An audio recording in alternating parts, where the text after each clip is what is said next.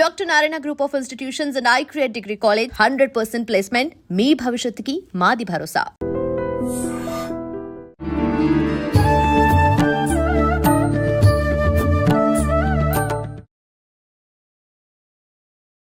నమస్కారం, welcome to I dream. నేను మీ విజిత. ప్రస్తుతం మనతో పాటు ఉన్నారు ప్రముఖ ఆధ్యాత్మికవేత్త, శ్రీ విద్యా ఉపాసకులు, ఎంతో మందికి మంత్రోపదేశం చేసిన గురువుగారు శ్రీ గురు కరుణామయ్య గారు మనతో పాటు ఉన్నారు. ఇప్పుడు గురుగారితో మాట్లాడి మన సందేహాలన్నింటినీ నివృత్తి చేసుకుందాం.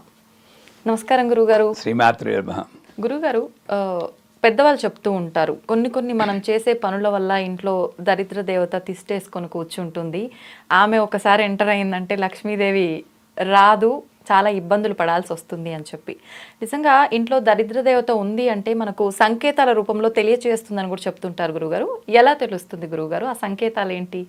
నిజానికి దేవతల్లో దరిద్ర దేవత, ఉగ్రదేవత, అలాంటి దేవతకి ఇంకో గుణం ఆపాదించి మనం పిలుస్తున్నాం. కానీ దేవత దేవతే. జ్యేష్ఠాదేవి అయినా, లక్ష్మీదేవి అయినా, రాహు అయినా, శనీశ్వరుడైనా అన్నీ పరమాత్మ స్వరూపం. సర్వం కల్విదం బ్రహ్మ అంటుంది. అంతటా వ్యాపించున్నదే బ్రహ్మాని. ఇవన్నీ హయ్యర్ స్టడీస్లో చదువుతున్నారు. ఆ చదివిన వాళ్ళు ఎవరికి చెప్పరు. మామూలుగా సంసారంలో ఇదో దరిద్ర దేవత, ఇదొక ఉగ్రదేవత అనుకుని దేవతల్లో కూడా విభజించేసి ఎవరికి తోచిన విధంగా వాళ్ళు చేస్తారు. నిజానికి దరిద్ర దేవత అంటే ఆవిడ దేవత యొక్క రూపం కాదు, అశాంతి. ఇది మనమే క్రియేట్ చేసుకుంటాం. ఇప్పుడు ఒక ఇంట్లోకి వెళ్ళామనుకోండి, ఆ ఇంట్లో మనం ఉంటున్నప్పుడు మాట సౌమ్యంగా ఉండాలి. మాటకు కొన్ని లక్షణాలు ఉన్నాయి. మృదు, మధుర, సరళ, సరస, గంభీర. ఇవన్నీ కలిపితే వాక్ అంటారు. మనం గై గైమని అప్పుడప్పుడు అరుస్తూ ఉంటారు. అప్పుడు వాయుమండలం కంటామినేట్ అవుతుంది. కంటామినేట్ ఒకసారి అయిపోయాక మళ్ళీ ఆ ఇంట్లో ఉన్నవాడికి దీని ప్రభావం వల్ల ఇంకా అరవ బుద్ధి వేస్తూ ఉంటుంది. ఇంకంతే, బతుకు బస్ స్టాండే. నిజమే గురువుగారు. ఇట్లా తయారవుతున్న ఇళ్ళు. ఎప్పుడు ఎలా తెలుసుకోవచ్చు అంటే, మీరు ఒక సినిమాకో, ఒక సత్సంగానికో, ఓ తీర్థయాత్రకో, వెకేషన్కో వెళ్ళి మళ్ళీ ఇంటికి వెనక్కి వచ్చేటప్పుడు మళ్ళీ ఇంటికి వెళ్ళాలి, వెళ్ళబుద్ధి వేయట్లేదు అని అనుకున్నారంటే ఆ ఇంట్లో మీరు చెప్పిన ఆ దరిద్ర దేవత ఉన్నట్టే లెక్క. అంటే ఏమిటి, నా సొంత ఇంటికి నేను వెళ్ళలేకపోతున్నాను, అక్కడ ఏదో ఉంటుంది, ఇంకా దరిద్రం, అశాంతి. మీరు ఒకటి చెప్తాను. అమెరికాలో ఉన్నప్పుడు పెద్ద డెంటిస్ట్ డాక్టర్ గారు నా గురించి చాలా పడిపోయానండి బిజినెస్లోను, మీరు వచ్చి ఒక హోమం చేయాలన్నారు. మీరు అన్న మంచి క్వశ్చన్. దరిద్ర దేవత అంటే రూపం చెప్తున్నాను. నేను ఏ హోమం చేయాలో నాకు తెలియదు. వెళ్ళాను. అక్కడ ఎక్కడి బట్టలు అక్కడే, తువ్వాళ్ళు కుర్చీల మీద, ఏళ్లలో గమనించుంటారు, విడిచేసిన బట్టలు కుర్చీల మీద అక్కడ వేళ్లాడుతూ ఉన్నవి.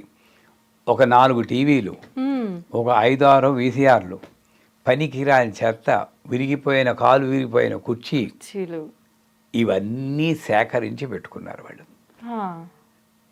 ఇది దరిద్రం.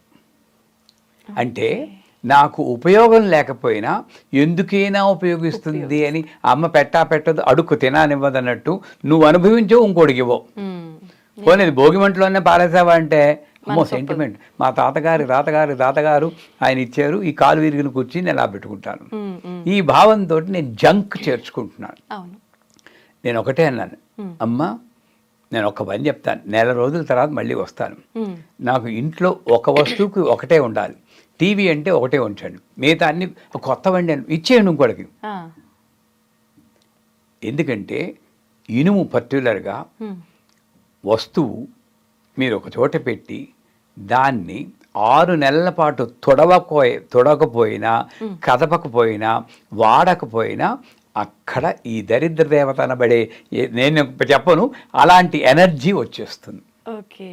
దాన్ని మీరు రాహు అని కూడా పిలుచుకోవచ్చు. దెబ్బలాట్లు వస్తాయి. ఏ ఇంట్లో అయినా సరే శుభ్రంగా ఉండాలి. సో నా ఇంట్లో దరిద్ర దేవత ఉంది అని ఎలా తెలుసుకుంటాను అంటే, అశుభ్రంగా ఉండి ఒక్క రూములో ఉండొచ్చమ్మా, నాకు డబ్బులే ఉండక్కర్లేదు. ఆ ఒక్క రూముని ఒబ్బిడిగా పెట్టుకుని చక్కగా డెకరేట్ చేసుకున్న 3 మంది ఉంటారు. అవును గురుగారు. నీట్గా ఎక్కడ ఉన్న వస్తువుని అక్కడ పెట్టేస్తే అక్కడికి వెళ్ళగానే ఒక మనశ్శాంతి ఉంటుంది. దరిద్ర దేవత బయట లేదు, ఇక్కడ ఉంది, మన ఆలోచనలో ఉంది. నేను శుభ్రంగా ఉండాలి. మీరు అనకూడదు కానీ చూసి వాళ్ళు క్షమించాలి. ఇళ్లలోకి వెళ్ళినప్పుడు ఓ పాత లుంగి ఒకటి కట్టేసుకుంటాడు ఆ మహానుభావుడు, పైన చొక్కా వేసుకోడు, ఇక్కడ తువాల పడిపోతుంటుంది. ఎవరైనా కొత్త వాళ్ళు వచ్చినా బిడియము ఏమి ఉండదు. ఆ చూసి వాడికి వచ్చిన వాడికి కొంచెం ఇబ్బంది పడుతూ ఉంటాడు. ఆ వచ్చిన అతిథి దేవో భవ అంటున్నావు నువ్వు, ఆ అమ్మవారికి నేను ఇబ్బంది కలిగించాను కదా, అది దరిద్రం. ఈ మామూలుగా డ్రెస్ చేసుకోలేమా మనం? అవును, చేసుకోవచ్చు. ఆ అమంగళంగా నేను ఎందుకు ఉండాలి? అంచేత ఇంట్లో దరిద్ర దేవత ఉంది అని ఎలా తెలుసుకోవాలంటే, నెంబర్ 1, నాకు మనశ్శాంతి లేకుండా అయిన దానికి కాని దానికి దెబ్బలాడుకుంటున్నప్పుడు ఆ ఇంట్లో ఉంది. దరిద్ర దేవత అంటే డబ్బు మాత్రమే కాదు, డబ్బు ఎలాగైనా వస్తుంది. 10 రూపాయలు ఉన్న రిక్షావాడు కూడా తాగేసి శుభ్రంగా కాళ్ళు ముందు సీటు పెట్టుకుని ఇలా పడుకుంటాడు. లక్షలు ఉన్నవాడు కూడా కొట్టుకు చచ్చిపోతూ ఉంటాడు ఇంట్లో. నిజమే గురు. ఎవడు దరిద్రదేవత ఉంది? వీడి దగ్గర, వాడి దగ్గర, డబ్బున్న వాళ్ళ దగ్గర. అవునా కదా? మరి దరిద్రదేవత అంటే ఏమిటి? డబ్బా కాదు, మనశ్శాంతి. అది నా చేతుల్లోనే ఉంది. దానికి మళ్ళీ దేవతను పూజించక్కర్లేదు.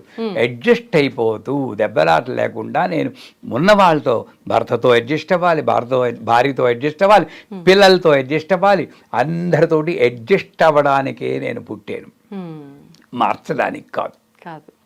ఈ అడ్జస్ట్మెంట్ లేకపోతే మనశ్శాంతి పోదు, అప్పుడు దరిద్ర దేవత ఉన్నట్టే. ఇల్లు శుభ్రంగా లేకపోయినా, తీసిన వస్తువు తీసిన చోట పెట్టకపోయినా, ఏ వస్తువు ఎక్కడ ఉండాలో అక్కడ ఉండాలి. అది లేకుండా వేరే చోట ఉన్నా, ఇందాక చెప్పినప్పుడు ఇనప వస్తువులు మన శుభ్రం చేయకుండా అట్లానే ఉంటాం. ఇంకోటి, పూజ గదిలో ఇవి అగరత్తులు వెలిగిస్తారు, ఆ భస్మం అంతా కింద గారిపోతూ ఉంటుంది. అరటిపండు తొక్కలు క్లీన్ చేయరు. మరి ఎక్కడ ఉంటుందండి లక్ష్మి, చెప్పండి? సో మీరు అక్కడున్న వైకుంఠంలో హాయిగా నారాయణ కాళ్ళు పడుతూ కూర్చున్న లక్ష్మిని తగుదునమ్మా అని చెప్పి ఆవాహయామి నీ రూమ్లోకి పిలుచుకుని అక్కడ చెత్తలని పడేస్తే దరిద్ర దేవత ఎక్కడ ఉండక ఏం చేస్తుంది? సో నా పూజ రూమ్లో కూడా తర్వాత శుభ్రం చేసుకుంటాను అనకుండా అది కూడా శుభ్రంగా ఉంచుకోండి. ఇల్లు శుభ్రంగా ఉంటే, పూర్వకాలంలో ఎంత బాగా ముందు గుమ్మానికి పసుపు రాసి కుంకుమ బొట్లు పెట్టేవారు ప్రధాన వాడికి, అవునా? అమ్మమ్మలు వాళ్ళు పెట్టేవారు. ఇప్పుడు బద్ధకం పెరిగిపోయి పెయింట్ అని తీసుకొచ్చి పెయింట్ వేసేస్తారు. ఈ పెయింట్లో ఏమిటి శుభం? అంచేత ఇటువంటి అమంగళకరమైనటువంటి చిహ్నాలు ఎక్కడైతే ఉంటాయో ఆ ఇంట్లో 100% దరిద్ర దేవత రూపంలో మనశ్శాంతి కరువు అవడం, చీటికి మాటికి కొట్టుకోవడం, ఇది మాత్రం. దీంతో పాటు న్యాచురల్గా ఇది సరిగ్గా లేకపోతే రోగాలు వస్తుంటాయి. అంచేత అలా అలా అలా అలా పడిపోతుంది. దీని మూల కారణం ఏ దేవత కాదు, మనమే ఆ మూల కారణం. అంటే దీని నుండి తప్పించుకోవాలంటే ఇంటిని శుభ్రంగా ఉంచుకోండి, ఉన్న వాళ్ళతోటి మ్యాక్సిమం అడ్జస్ట్ అవ్వడానికి ఉండండి. రెండే మన జీవితంలో, యాక్సెప్ట్, అడ్జస్ట్ ఆర్ క్విట్. ఉండి కొట్టుకోవద్దు. ఓకే, నమస్కారం. నిజంగా మంచి విషయాలు తెలియజేస్తారు గురుగారు. ధన్యవాదాలు.